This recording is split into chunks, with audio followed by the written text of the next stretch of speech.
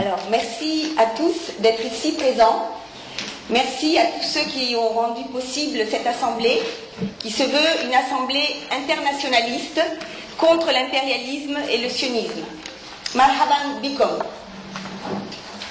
Nous sommes honorés que des représentants de la résistance palestinienne et des militants pour de la Palestine participent.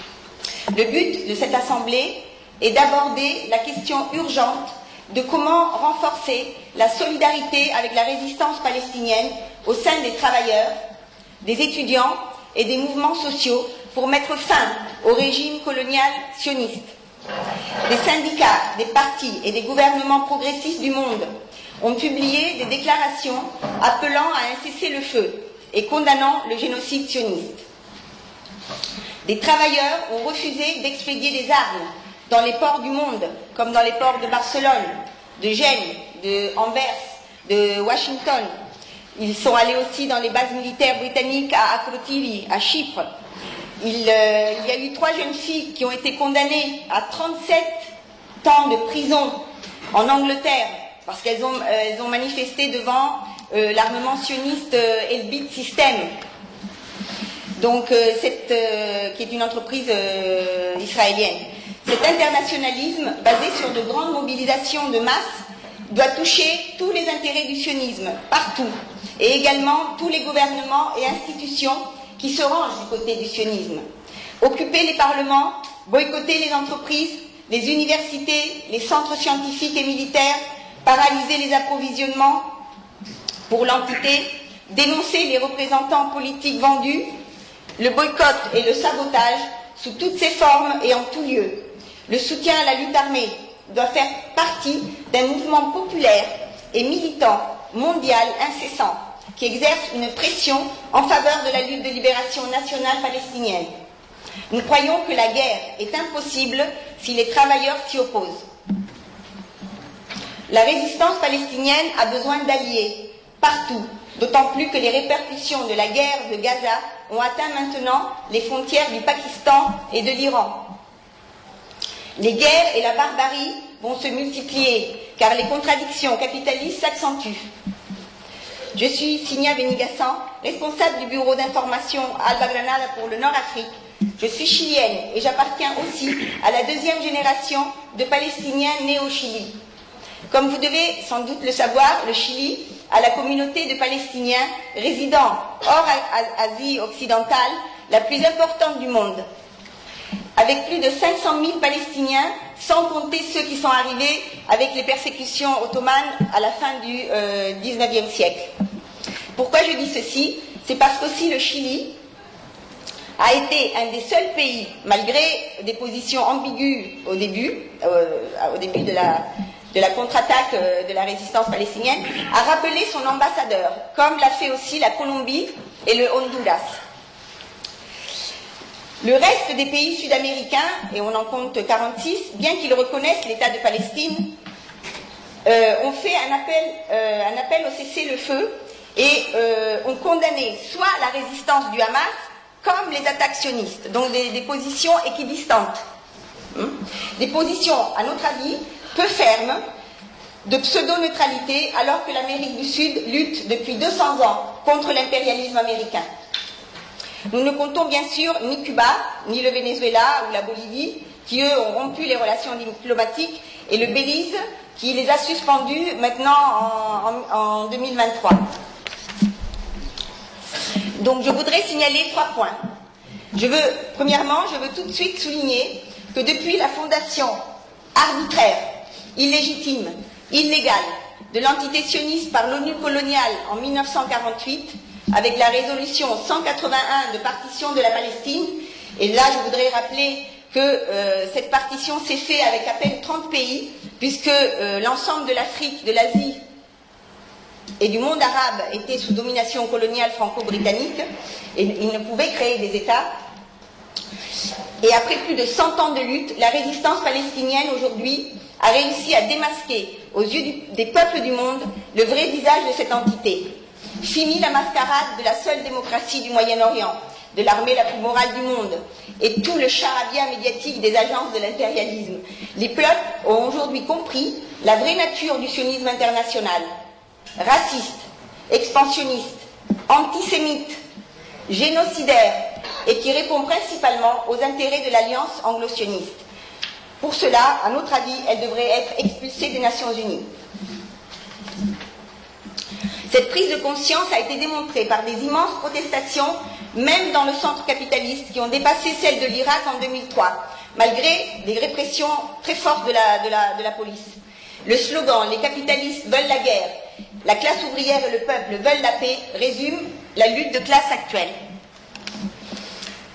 Aussi, les différents acteurs de cette guerre de libération arabo-sioniste ont tous été au bout de leur rôle, que ce soit pour le Fatah, pour les bourgeoisies arabes, pour le projet d'unité arabe qui reste inachevé, ou pour l'entité coloniale qui ne peut plus cacher ses crimes.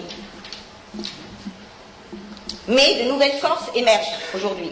Donc on a aujourd'hui plus de 100 000 Palestiniens qui ont été tués, blessés ou portés disparus, après plus de 100 jours d'agressions incessantes par l'entité coloniale, qui attaque vivement des populations de Gaza et de Cisjordanie pour éliminer la jeunesse palestinienne, les organisations politiques qui sont à la racine de la résistance. Soyons clairs, il ne s'agit ni d'apartheid, ni de nettoyage ethnique, mais d'un véritable plan d'extermination physique, politique et géographique, et ce, depuis le début de la colonisation en 1897. Ceci dans un rapport de force toujours totalement inégal, qui n'est jamais tenu en compte, puisque une puissance économique, armée jusqu'aux dents, soutenue par d'autres puissances, et je dirais même par la communauté internationale, s'attaque à un peuple sans défense antiaérienne et lance 4 fois le nombre de bombes lancées à Hiroshima. Ceci n'a pas été commis ni même par les dictatures nazifascistes d'Europe. Et cela continue sans qu'aucun pays, ni aucune instance internationale, on l'a vu avec la Cour de justice internationale, réussisse à imposer un cessez-le-feu. Après la glorieuse contre-attaque du 7 octobre 2023, par la résistance palestinienne, le soutien du capital occidental à l'entité coloniale pour maintenir désespérément son hégémonie dans le contrôle des ressources et des couloirs commerciaux a été total. Non seulement les Américains ont déplacé leur plus moderne porte-avions, mais ils ont mobilisé environ 8000 soldats américains, 5000 soldats français et australiens, ainsi que les mercenaires d'Ukraine et d'autres pays qui font partie de la soi-disant armée sioniste juive, financée directement par l'OTAN. Le mercenariat non juif a été une constante de l'histoire coloniale. On les appelait aussi, on les appelle en hébreu les machal, les volontaires non juifs. Rappelons ce qu'a dit l'américain Biden. Il n'est pas besoin d'être juif pour être sioniste. Je suis sioniste. Il a dit. L'impérialisme euro-américain soutient l'extermination du peuple palestinien, mais les bourgeoisies du monde entier, et je le souligne, du monde entier, sont aussi complices, puisqu'elles continuent de commercer avec Israël, leur achètent de l'armement et ont toutes des représentations diplomatiques dans cette entité. Récemment, le Conseil de sécurité de l'ONU a condamné les opérations des forces armées yéménites contre les cargos qui se rendent dans les ports de l'entité coloniale, et ce, avec l'abstention de la Russie, de la Chine et de l'Algérie. Nous déplorons ces positions et demandons que la Chine et la Russie aient des positions plus fermes et responsables aux côtés des Palestiniens. La République du Yémen, et je rappelle que c'est la seule république de la péninsule arabique, avec le mouvement populaire d'Ansar Allah, par contre, se tient concrètement aux côtés des Palestiniens, et nous considérons qu'il est à l'avant-garde de la lutte anti-impérialiste, car il donne une claque aux positions de neutralité. Avec les Hezbollah du Liban, avec les forces armées syriennes, les groupes de résistance irakiennes et la force de dissuasion iranienne. Il est donc crucial pour le Liban, le Yémen, l'Irak, la Syrie, de continuer à développer leurs propres capacités militaires afin de créer une dissuasion contre la puissance militaire de l'entité coloniale. Deuxièmement, il est nécessaire de faire une observation qui n'est pas assez rappelée à notre avis aujourd'hui, à 100 ans de la mort du grand révolutionnaire Lénine, qui dans un de ses multiples écrits sur le colonialisme européen, va non seulement dénoncer le plan de partage colonial de la patrie arabe avec les accords secrets Sykes-Picot en 1916, mais il va aussi démasquer l'alliance du sionisme et de l'impérialisme britannique. Et ça, vous pouvez le trouver dans les écrits sur les questions nationales et coloniales au deuxième congrès de l'Internationale communiste en 1920, et j'ai aussi laissé le texte à l'entrée. Donc il s'agit clairement d'une agression et terreur coloniale, non seulement contre les aspirations palestiniennes à la souveraineté et à l'indépendance, mais aussi contre le Liban, contre la Syrie, l'Irak, la Libye et le Yémen, contre la patrie arabe qui lève la tête. Aucun commentaire à ce sujet ne peut ignorer l'aspect colonial, démontré par l'expansion territoriale constante de l'entité sioniste. Ils n'ont jamais voulu aucune paix. Troisièmement, par cet acte de solidarité, nous voulons rendre hommage aux milliers d'enfants martyrs, aux femmes, aux survivants, aux combattants, aux prisonniers, aux médecins, aux journalistes, aux sportifs palestiniens, mais aussi aux martyrs libanais, syriens, yéménites, iraniens et à Georges Ibrahim Abdallah. Nous espérons que la solidarité manifestée aujourd'hui donnera un saut qualitatif d'appui à la résistance palestinienne pour éradiquer le sionisme colonialiste de nos terres, et je dis bien de nos terres et pas seulement de la Palestine. Que les voleurs de terre, les millions de colons russes, argentins, américains, français, allemands et autres quittent définitivement cette terre, car la simple existence d'un colon se fait aux dépens du peuple arabo-palestinien.